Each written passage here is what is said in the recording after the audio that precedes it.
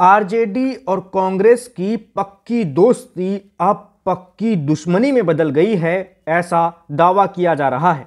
पटना के सियासी गलियारों में यहां तक कहा जा रहा है कि विपक्ष के महागठबंधन ने अपना सारा चुनाव चौपट कर लिया है अपने ही हाथों से। जी हां, तो ये जो चर्चाएं चल रही हैं ये किस आधार पर चल रही हैं और कैसे कैसे दावे किए जा रहे हैं इस वक्त बिहार में विपक्ष को लेकर, खासकर कांग्रेस और आरजेडी के रिश्तों को लेकर, चलिए आपको सब कुछ बताते हैं और ये भी बताते हैं कि कैसे आरजेडी और कांग्रेस की जो दोस्ती है उसमें दरार पड़ती जा रही है और ये दोस्ती दुश्मनी में तब्दील होती जा रही है। बता दें कि सीट बंटवारे से पहले बिहार में महागठबंधन के बीच सब कुछ ठीक चल रहा था। राहुल गांधी, तेजस्वी यादव साथ में बिहार वोट अधिकार यात्रा करते हैं, हाथ में हाथ डालकर खुली जीप में लंबी यात्रा करते हैं। सब कुछ अच्छा लग रहा था। फोटो भी जो आ रही थी वो भी अच्छी फोटो आ रही थी कांग्रेस के नेताओं की और आरजेडी के नेताओं की साथ में। लेकिन जब चुनाव नजदीक आए और सीट बंटवारे पर बातचीत शुरू हुई, उसके बाद से ही असली लड़ाई शुरू हो गई। आरजेडी और कांग्रेस के रिश्तों में खटास आनी शुरू हो गई। कांग्रेस ने एक डिमांड रख दी। कांग्रेस ने कहा कि इस बार हमें वो सीटें चाहिए जो सीटें जिताऊ हों, हम इस बार हारने वाली सीटें नहीं लेंगे। कांग्रेस का कहना था कि जैसे हमें पिछली बार 70 सीटें दी गई थी, यानी जो 2020 में बिहार का विधानसभा चुनाव हुआ था उसमें जो महागठबंधन का सीट बंटवारा हुआ था उसमें कांग्रेस के खाते में 70 सीटें गई थी और कांग्रेस सिर्फ 19 सीटें जीत पाई थी। आरजेडी ने आरोप लगाया था कि कांग्रेस वालों ने अच्छा प्रदर्शन नहीं किया, इसी वजह से महागठबंधन की सरकार नहीं बन पाई। बहुत ज्यादा ही छीछालेदर हुई थी कांग्रेस के नेताओं की। और उसके बाद अब कांग्रेस का कहना है कि हम पिछली बार जो है अच्छा प्रदर्शन इसलिए नहीं कर पाए थे क्योंकि हमारे हिस्से में, हमारे कोटे में जो सीटें आई थी वो सीटें एनडीए की मजबूती वाली सीटें थी। मतलब कि जहां पर पहले से ही बीजेपी काफी मजबूत थी, जहां पर पहले से ही एनडीए के बाकी दल काफी मजबूत थे और वहां पर हमें उतार दिया गया, यानी वहां पर कांग्रेस को सीटें दे दी गई और कांग्रेस हार गई।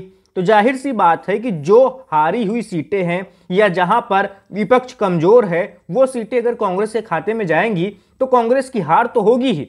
तो कांग्रेस के नेताओं का ऐसा कहना है। वहीं आरजेडी का कहना है कि कांग्रेस मेहनत नहीं करना चाहती है, कांग्रेस सिर्फ चुनाव के वक्त ही एक्टिव होती है, बाकी 5 साल वो गायब रहती है, बाकी 5 साल वो अपने संगठन पर ध्यान नहीं देती और जब चुनाव में ज़्यादा सीटें मांगती है और ज़्यादा सीटें मांगने के बाद ज़्यादा अच्छा प्रदर्शन कर भी नहीं पाती, स्ट्राइक रेट अच्छा नहीं रहता। तो इसी चीज़ को लेके दोनों के बीच में खटास शुरू हो गई, खटास बढ़ती गई और इसके बाद अब हालात ऐसे आ गए हैं कि कहा जा रहा है कि एक तरीके से आप मान लीजिए कि महागठबंधन में आरजेडी कांग्रेस अलग भी हो गए हैं। कैसे अलग हो गए हैं? क्योंकि बहुत सारी सीटों पर आरजेडी और कांग्रेस के उम्मीदवार अब आमने सामने हैं।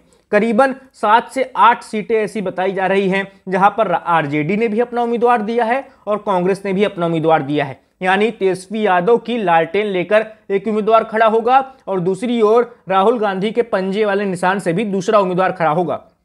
महागठबंधन के बीच में ही टक्कर हो रही है। तो ऐसे हालात अभी बन गए हैं बिहार में। महागठबंधन आपस में ही लड़ रहा है। महागठबंधन के 2 बड़े दल आपस में ही तलवार खींचे हुए हैं और 2-2 हाथ कर रहे हैं। कांग्रेस का कहना है कि हम अब पीछे नहीं हटेंगे, हमें अब बिहार में खुद को मजबूत करना है, हमें अब बिहार में खुद को साबित करना है। और आरजेडी का कहना है कि आप उतनी ही सीटें मांगिए जितनी सीटों पर आप अच्छा प्रदर्शन कर पाएं, जहां पर आप जीत पाएं। तो ये दोनों के बीच में टकराव शुरू हुआ और इन टकराव के बीच में बहुत सारी सीटें सामने आ गई। बहुत सारी ऐसी सीटें सामने आई जहां पर कांग्रेस कहती थी कि नहीं ये हमें चाहिए, आरजेडी कहती थी कि नहीं आप यहां पर नहीं जीत पाओगे, ये सीटें हमें ही चाहिए, इस सीट पर आरजेडी का ही उम्मीदवार होना चाहिए। और जो ये सीट को लेकर मामला फंसा, इसके बाद आरजेडी ने भी अपना उम्मीदवार उतार दिया और कांग्रेस ने भी अपना उम्मीदवार दे दिया। तो अब आरजेडी और कांग्रेस के बीच में खुलकर दुश्मनी सामने आ गई है और कहा तो यहां तक जा रहा है, दावा तो यहां तक हो रहा है कि आरजेडी जो बिहार कांग्रेस कमेटी के प्रमुख हैं राजेश राम, उनके खिलाफ भी उम्मीदवार उतार सकती है। मतलब कि जो बिहार में कांग्रेस पार्टी के सबसे बड़े नेता हैं, जो कांग्रेस पार्टी के संगठन के प्रमुख हैं, उनके खिलाफ भी आरजेडी उम्मीदवार उतारने से पीछे नहीं हट रही है। तो इस निर्णय से या इस होने वाले फैसले से आप अंदाजा लगा सकते हैं कि इस वक्त किस हद तक आरजेडी और कांग्रेस के रिश्ते बिगड़े हुए हैं। और इन बिगड़े हुए रिश्तों में पूरी पूरी शह है राहुल गांधी की। कहा जा रहा है कि राहुल गांधी, मल्लिकार्जुन खड़गे जो कांग्रेस के अध्यक्ष हैं, और सोनिया गांधी, सभी ने यानी कांग्रेस के दिल्ली वाले आला कमान ने पूरी छूट दे रखी है बिहार की कांग्रेस पार्टी को या बिहार के कांग्रेस के संगठन को कि आप अपने मन से चुनाव लड़िए, अभी आपको कांग्रेस को मजबूत करना है। कांग्रेस का कहना है कि हमारे पास बिहार में खोने के लिए कुछ भी नहीं है, हम 19 सीटों वाली पार्टी हैं, लोकसभा में हमारे पास बिहार से 3 सांसद हैं, तो हमारे पास ऐसी स्थिति नहीं है कि हमें मुख्यमंत्री पद मिलने वाला है और हम उसे गवा देंगे। हमारे पास खोने के लिए कुछ भी नहीं है, हमें सिर्फ पाना है और हमें खुद को साबित करना है। इसीलिए कांग्रेस पार्टी बिल्कुल भी मूड में नहीं है कि आरजेडी की कोई बात माने या आरजेडी के दबाव में आ जाए या आरजेडी की धमकियों से डर जाए।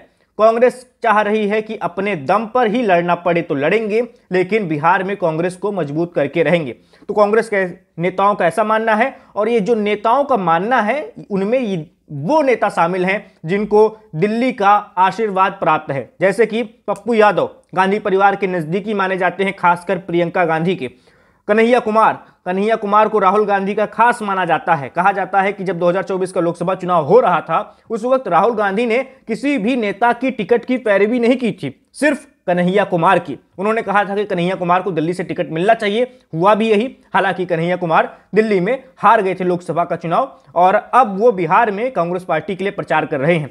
तो कांग्रेस का वो खेमा बिहार का जो दिल्ली से आशीर्वाद पाता है या जो दिल्ली से समर्थन पाता है या जिसके सर पर दिल्ली का हाथ है, दिल्ली आला कमान का हाथ है, वो खेमा खुलकर बगावत पर उतर आया है और खुलकर वो कह रहा है कि महागठबंधन जाए भाड़ में, हम कांग्रेस पार्टी के लिए वो सीटें चुनेंगे जहां पर हम जीत सकते हैं और वहां पर हम जरूर उम्मीदवार उतारेंगे जहां पर हमें संभावना नजर आएगी, भले ही हमें वहां पर आरजेडी से भी दो दो हाथ करना पड़ जाए।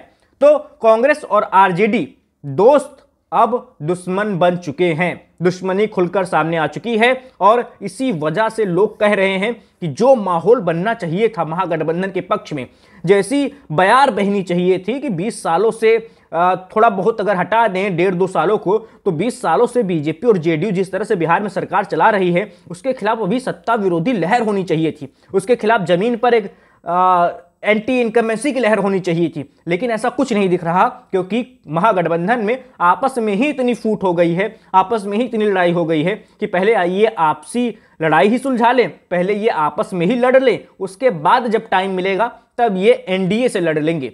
तो अभी की स्थिति ये है महागठबंधन की, कांग्रेस और आरजेडी खुलकर दो दो हाथ कर रहे हैं। महागठबंधन के दो सबसे बड़े दल अब एक दूसरे के दुश्मन बन गए हैं।